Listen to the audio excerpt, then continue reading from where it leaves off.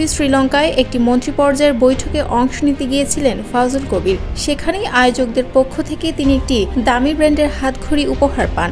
এ নিয়ে তিনি একটি ফেসবুকে পোস্টও দেন। সেখানে তিনি লিখেন, কিছুদিন আগে শ্রীলঙ্কায় এক মন্ত্রী পর্যায়ের বৈঠকে গেলে সেখানকার বিদ্যুৎ মন্ত্রীর উপস্থিতিতে আয়োজকদের পক্ষ থেকে আমাকে একটি উপহার প্রদান করা হয়। হোটেলে ফিরে গিফট বক্স খুলে দেখি একটি দামি ব্র্যান্ডের হাতঘড়ি। ঘড়িটি আমি হাতে পরি, পছন্দ হয়, লোভ হয়। দেশে ফিরে এসে মন্ত্রিপরিষদ সচিবকে চিঠি লিখে ঘড়িটির তোষাখানায় জমা দেওয়ার জন্য পাঠাই।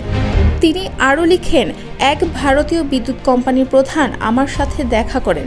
আমাদের বিদ্যুৎ উন্নয়ন বোর্ডের চেয়ারম্যানকে সাথে নিয়ে দীর্ঘদিনের পাওনা বকেয়া পরিশোধ করায় কৃতজ্ঞতা জানাতে এসেছেন। ফেরার সময় বলেন, সামান্য উপহার নিয়ে এসেছি। আমি তাকে বলি, উপহার গ্রহণের ক্ষেত্রে একটি নির্ধারিত মূল্যসীমা আছে। উপহারটি খুলে দেখি একটি আইপ্যাড। বাসার আইপ্যাডটি পুরনো হয়ে গেছে, তাই লোভ হয়।